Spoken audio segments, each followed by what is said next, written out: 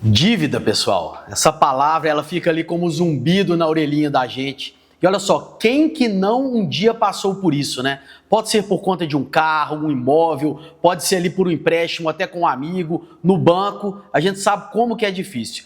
E hoje, para tirar um pouquinho de dúvida e, na verdade, desconstruir um tanto de mito em relação ao tema, a gente está aqui com o Arthur Rodrigues, que é advogado empresarial. Ele é especialista em endividamento bancário. O papo vai ser bom. Se eu fosse você, ficava aqui com a gente. Oi, Arthur, tudo bem? Bom dia. Tudo ótimo, Rodrigo. Muito obrigado por essa oportunidade de estar aqui e esclarecer para o empresário que está endividado nesse momento de crise que o país passa, que é possível tirar a corda do pescoço de maneira inteligente, de maneira estratégica e de uma maneira leve. Eu costumo falar que as soluções elas têm que vir em paz, Rodrigo.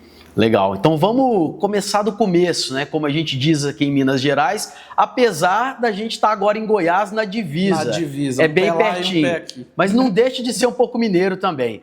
Olha só, o pessoal ainda tem medo de chegar no advogado, por conta talvez assim de se expor, ali às vezes a pessoa é da cidade pequena, às vezes não quer que a família fique sabendo, então chegar num advogado e pedir essa ajuda ainda tem um pouco de preconceito. O que é que você sente? Rodrigo, eu sinto que há essa dificuldade do empresário de procurar ajuda de um próprio advogado, porque tem a lenda de que advogado é caro, de que serviço jurídico é caro, e as pessoas têm uma falsa impressão, principalmente quando se trata de banco, de que elas vão conseguir resolver sozinhas e que o gerente do banco é amigo delas, quando na realidade ele quer resolver os problemas dele com o banco. Então há essa cultura de dificuldade de chegar no advogado, principalmente nessas questões bancárias, exatamente porque nós temos culturalmente a impressão de que vamos resolver sozinhos. Legal, e na verdade o gerente do banco ele não quer te indicar o advogado, por isso que talvez a gente fique com isso na cabeça, toda vez que alguém alguma vez na vida procurou ou pensou em chamar um advogado,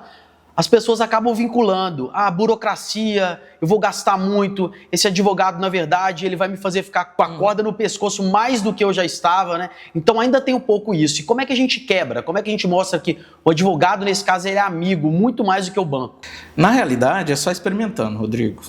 É só conhecendo a solução jurídica na prática que eu vou ganhar a confiança do meu cliente e fazer ele contratar. No entanto, a má experiência também, ela causa essa necessidade de buscar o advogado.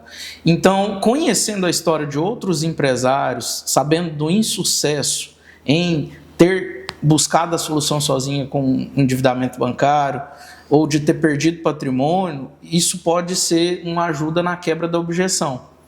Que existem diversos casos de clientes que tentaram resolver sozinhos e tiveram que pagar da pior forma para depois procurar um advogado. E aí tem advogados e advogados, e talvez aqui a gente tenha que falar qual que é o diferencial na sua atuação, na sua abordagem, porque afinal, o que é o ponto aqui? A gente está falando de pessoas, de dinheiro, mas a gente está falando de vida. E quem está endividado está com a saúde mental debilitada, começa a ter problemas familiares, até a não conseguir render no trabalho ou no estudo. Então, como que você enxerga essa abordagem humanizada? Por que, na verdade, muitas pessoas não procuram advogado, talvez, porque elas não vão achar isso neles? E no seu método, o que você faz assim, para quebrar isso? Rodrigo, esse é o principal fundamento do nosso escritório, é um atendimento humanizado. Tanto é que nas iniciais do meu nome eu trago meu principal produto. A R, AR, eu ofereço fôlego para o empresário, a paz, para que ele possa, de fato, concentrar na habilidade única dele, na família dele e crescer. Eu quero ver o meu cliente crescer. Então, o foco maior do escritório, nesse momento, é exatamente humanizar de uma maneira que eu consiga entender a dor do empresário, entender o lugar que ele está e conseguir apresentar soluções para ele diante daquele endividamento.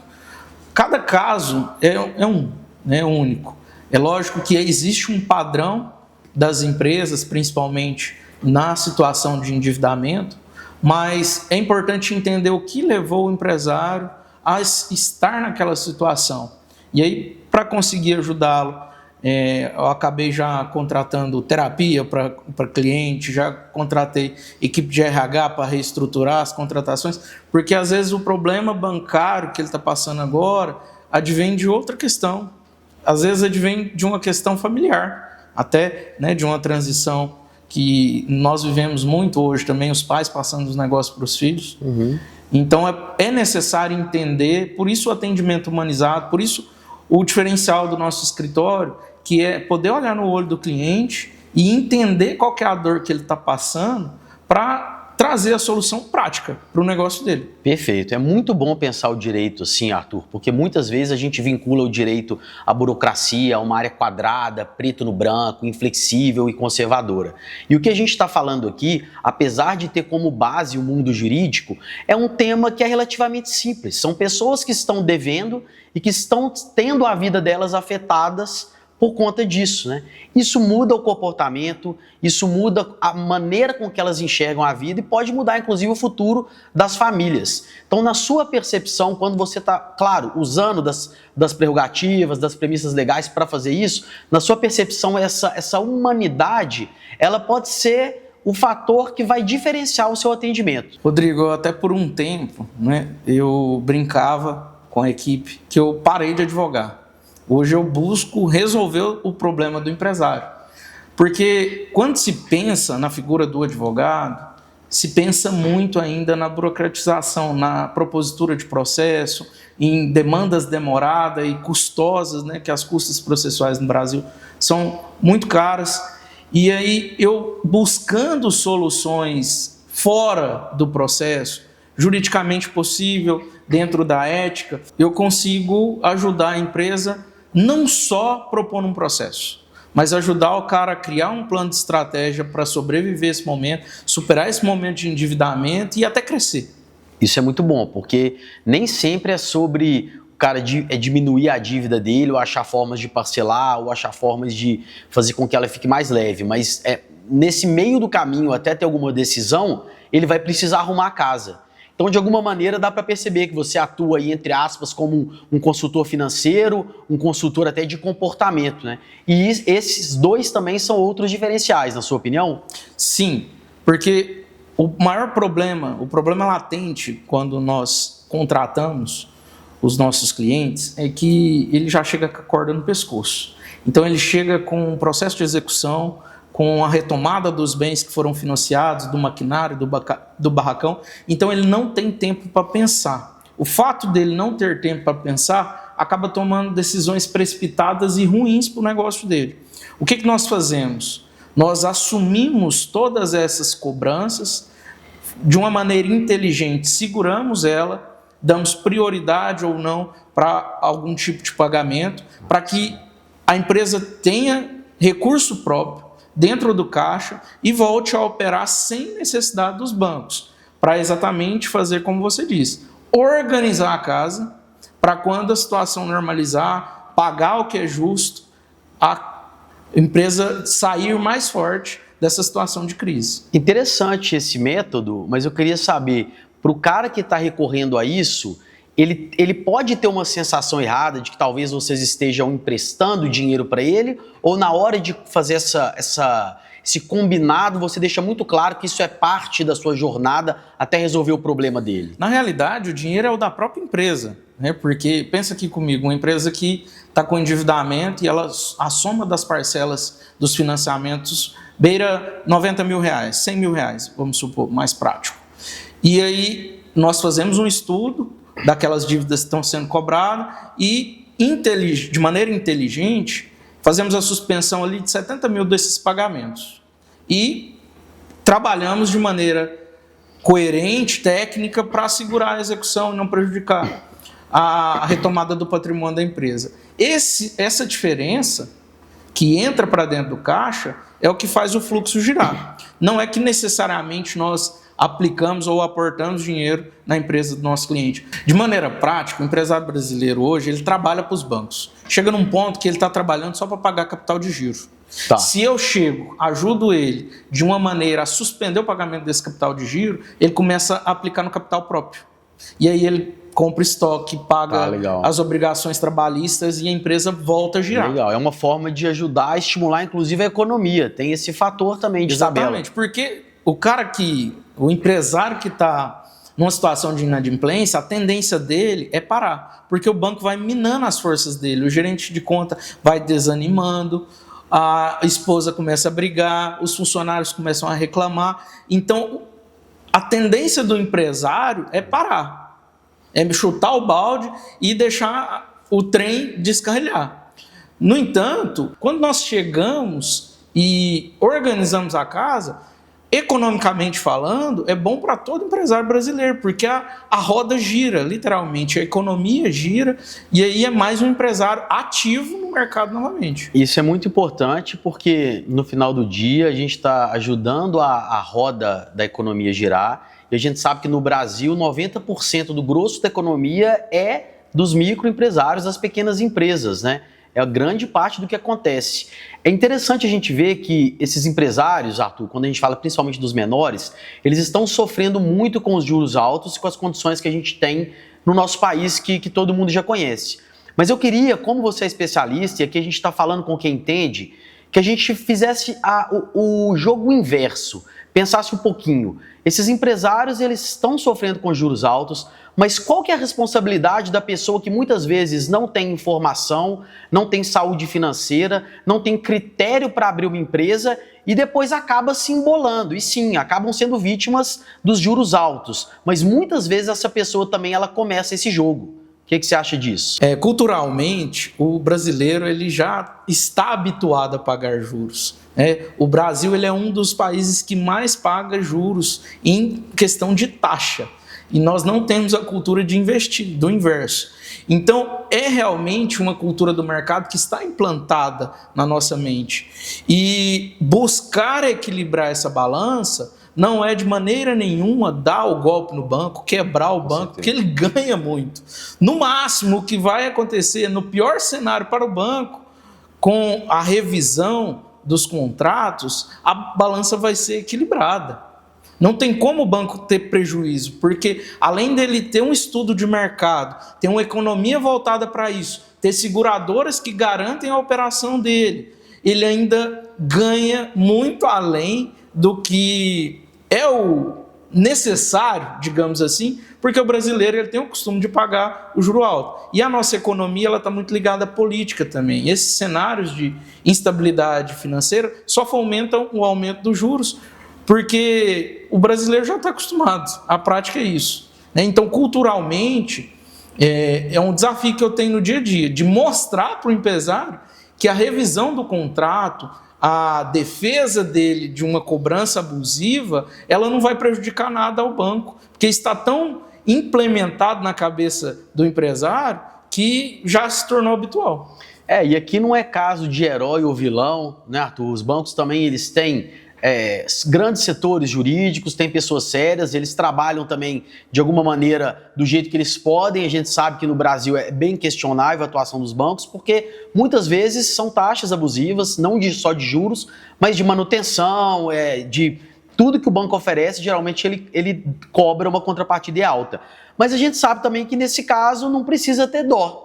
Né? No final das contas, quando você está ajudando um microempresário e, entre aspas, atrapalhando o banco, você não está atrapalhando ele. Isso é bom a gente deixar claro. O banco ele continua girando. Ele tem, inclusive, ali no seu balancete, ali na sua previsibilidade de caixa, esses passivos que vão acontecer, que são efeitos colaterais do próprio modus operandi do negócio dele, não é isso? O banco ele não leva prejuízo nenhum, nem mesmo quando há a revisão desses contratos ou há a defesa de um empresário que está sendo cobrado abusivamente. Exatamente por esse fator. O banco já tem a previsibilidade dele, ele já tem o estudo de risco do mercado, além disso tem as seguradoras que cobrem toda a operação dele.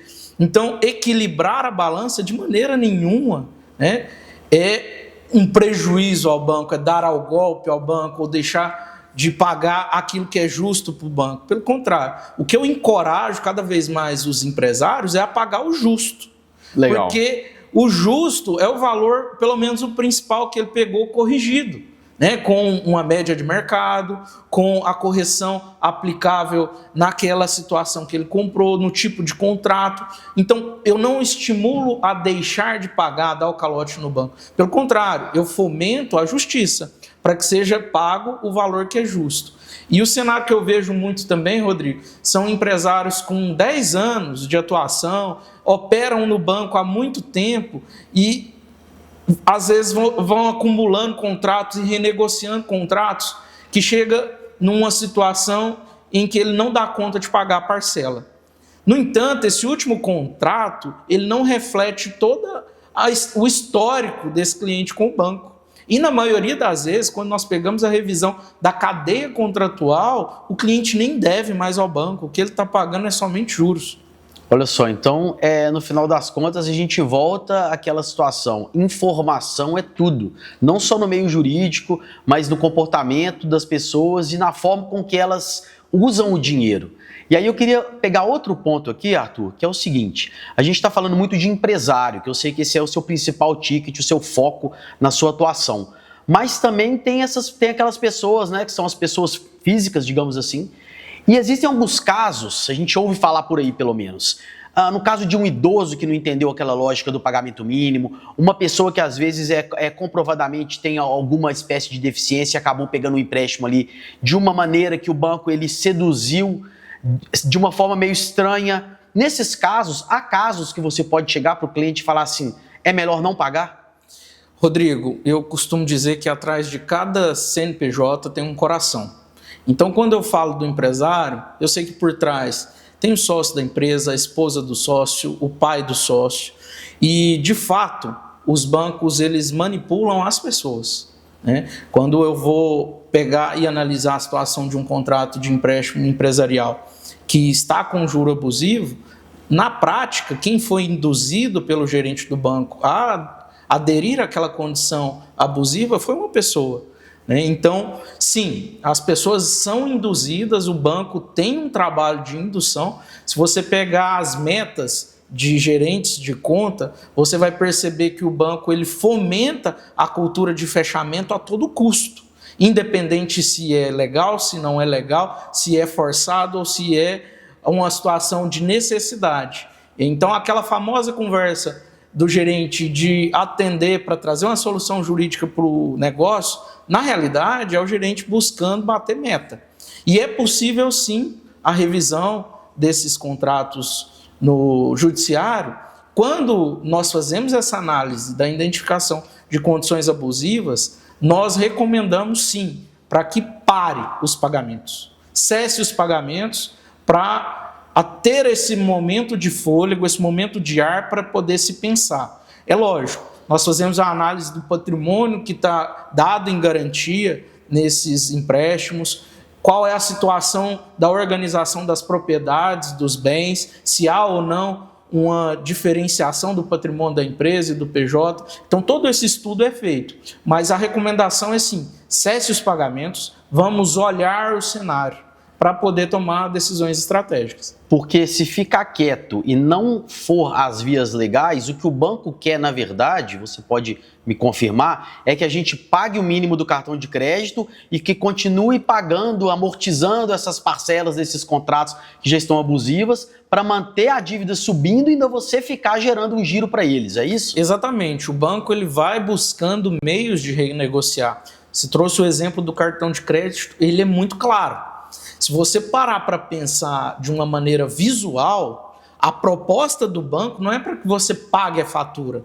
A proposta do banco é para que você pague o mínimo e renegocie o restante. Pagando o mínimo ou renegociando a sua fatura, o banco está recontratando um crédito que ele mesmo cedeu para você. Então ele ganha duas vezes. E aí vai virando uma bola de neve, porque chega a um ponto que o principal some e vira só juros. Legal, e agora eu vou até falar aqui para a câmera porque essa aqui é para você e tem muita gente que eu tenho certeza, talvez a maioria das pessoas, ou está em dívida no cheque especial, ou em cartão de crédito, ou em algum financiamento de carro ou de imóvel. O Arthur vai responder para a gente aqui o seguinte, O banco ele não quer deixar você negociar muitas vezes de forma online. Mas se você for lá presencial, faz diferença, Arthur? O banco é obrigado a negociar uma dívida de cheque especial ou de cartão de crédito? Rodrigo, na prática, cada caso é um caso.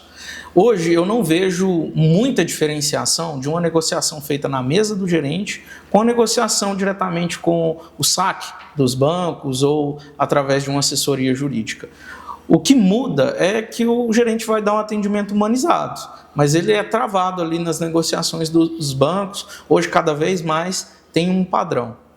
O que acontece muito, e é bom destacar aqui, é que quando há boas condições de renegociação da dívida, reparcelamento, é possível e é muito provável de que haja uma condição muito abusiva no contrato que você está inadimplente. Esse é o recado que o banco está passando, então. Exatamente. Então, se ele está predisposto a negociar, é possível que aquele contrato tenha margem para discussão jurídica. O que nós recomendamos nesse caso? Que cesse os pagamentos, organizamos o contrato de uma maneira que seja blindando os bens e nos preparamos para uma eventual cobrança do banco. Porque aí nessa defesa eu consigo atacar a condição abusiva e o mais interessante, se o banco no período da normalidade, enquanto as parcelas estavam sendo pagas dentro da data de vencimento, aplicou condições abusivas, então se o banco cobrou o indevido no período normal do contrato, fora do atraso, nós conseguimos tirar todo o encargo de mora, de atraso do contrato, porque o banco não cumpriu com o papel dele. Entendi. Não cumprindo o papel dele, ele também não pode exigir a mais. Isso é um fenômeno jurídico que chama descaracterização da mora. Eu tiro todo o encargo do atraso. Então, além de revisar o período da normalidade, há ainda esse benefício, entre aspas, de tirar todo o encargo da mora, porque as pessoas questionam, um processo judicial demora 2 anos, 18 meses para ter uma solução, mas o fato de estar discutindo não vai onerar mais a operação que está sendo cobrada, porque havendo um encargo abusivo, vai ser descaracterizada a mora para o momento da contratação, basicamente. E aqui, Arthur, uma pergunta que talvez pode ser um pouco delicada, mas a gente só faz para quem consegue aguentar o tranco. Se a gente tivesse numa economia fluida, mais justa, como na economia norte-americana, por exemplo, a facilidade de bens de consumo, um imposto mais claro, juros muito mais baixos e o empresário com mais saúde, acesso à saúde financeira e informação, você ia trabalhar com o quê? Eu provavelmente iria trabalhar na mesa de diretoria, tomadas de decisão para expansão. Porque em economias em que está estabilizado, a taxa de juros ela é coerente, ela fomenta a atividade empresarial, não há inadimplência. A inadimplência ela é a exceção. E aí, havendo essa inadimplência, é provável também que não haja condições abusivas nessas economias de primeiro mundo. Então, no Brasil, realmente eu teria que direcionar esse foco meu, essa expertise em soluções, para a expansão dos negócios, né? Não para limitar, para brecar as ações de retomada do patrimônio que o banco faz. Maravilha. Então, assim, é bom a gente cravar isso aqui, pessoal, que assim, soluções jurídicas que o Arthur faz, pode ser para qualquer contexto. Muitas vezes a base do direito, ela ajuda o empresário até mesmo a prevenir do ponto de vista legal, de seguro, de expectativa de investimento, mesmo que ele não seja um cara inadimplente. Aí o que o Arthur está falando para a gente é isso. Se ele não tivesse, por exemplo, né, se não tivesse aqui um mercado vasto, felizmente ou infelizmente, felizmente para você, mas ainda tem um mercado vasto aqui no Brasil disso, ele ia atuar de maneira consultiva a fazer com que os empresários usassem o mundo jurídico para proteger a saúde do futuro dos negócios deles, né? Na realidade, eu escolhi trabalhar com o direito empresarial desde os 12 anos de idade. Essa foi a minha primeira formação. Eu tenho mais de 10 anos na atuação consultiva empresarial. Eu escolhi trabalhar com o direito bancário hoje, no atual cenário econômico do Brasil, porque essa é uma dor latente de todos os empresários. Então, na prática, o que eu faço? Eu dou um analgésico.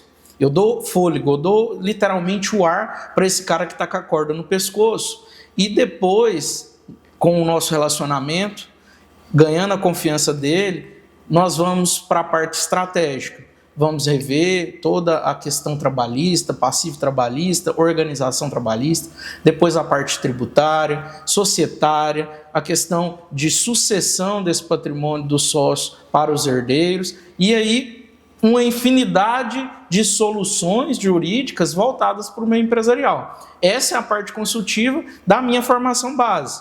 Hoje eu falo muito da advocacia bancária, mas é porque é uma dor latente. Tá todo mundo, todo empresário brasileiro, ele está sofrendo com isso basicamente. Quando a gente fala desse setor, porque a economia, aqui a gente vai tentar falar de um jeito simples, mas a economia, ela é difícil de conceber.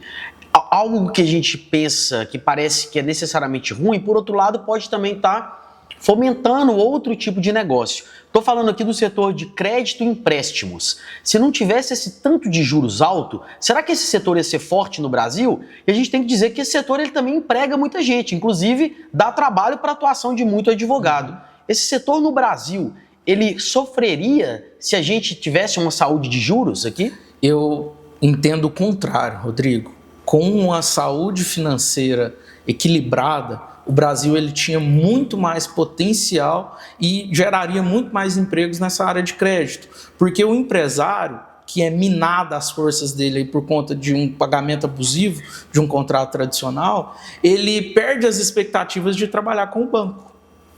Mas se houvesse um estímulo, uma cobrança de juros coerente, eu acredito que a atividade empresarial no Brasil ela seria fomentada. Teriam muito mais iniciativas, pessoas dispostas a colocar suas ideias na prática, porque o que falta ao empresário, principalmente o brasileiro, que é muito criativo, é capital. Perfeito. E o com crédito... capital justo, com crédito justo, é possível fomentar esse tipo de negócio que está limitado no Brasil. É legal pensar isso também. Por mais que instituições lucrem com esse câncer, digamos assim, o crédito saudável ele também traria uma segurança jurídica para os negócios e ele seria benéfico para os microempresários, para as grandes empresas e também para quem atua nesse consultivo, nessa responsabilidade de tratar esse dinheiro. Então, seria bom se fosse assim. Muito bom, porque os bancos continuariam ganhando e aumentariam ainda o volume de crédito no mercado. Mais pessoas trabalhariam, mais corretores, mais gerentes e o empresário também teria mais liberdade de aplicar esse dinheiro, esse crédito de maneira inteligente. Todo mundo ganharia. Perfeito. Arthur, agora a gente vai voltar um pouquinho no começo, quando a gente abordou o que importa no final do dia. Sobre tudo que a gente está falando aqui, até mesmo empresas, são empresas que representam pessoas. Histórias de vida, histórias de família, histórias e às vezes tragédias. Empresas são formadas por gente e gente é o que no final das contas precisa da solução. Não é um PJ é um número. Você vai solucionar a vida da pessoa. E quando a gente está solucionando a vida de pessoa, eu queria que você falasse um pouquinho para a gente da tecnologia versus a abordagem humana. A gente entende que o direito hoje, inevitavelmente, assim como todas as áreas, está passando também por uma revolução, por uma nova roupagem com a inteligência artificial, com as possibilidades que as ferramentas trouxeram de viabilizar, acelerar e tornar processos mais sustentáveis. Isso é bom, mas por outro lado, no seu caso, como você está lidando com gente que seja empresário, seja pessoa física, está sofrendo por estar devendo, como que você enxerga a sua atuação humana nesse mundo, nessa abordagem? Rodrigo, sem sombra de dúvida, a tecnologia fomenta o meu negócio. A inteligência artificial, a automação, ela está aí para ser usada. No entanto, no tratamento com o empresário, ele tem que ser humanizado, porque exatamente como você disse, atrás de um CNPJ existe uma pessoa, um ser humano com dores, com dificuldades, com crenças, que precisa ser tratado como ser humano. Esse é o principal diferencial que eu acredito no nosso escritório, que é em procurar entender a dor daquela pessoa, ter empatia e ajudá-la a encontrar uma solução.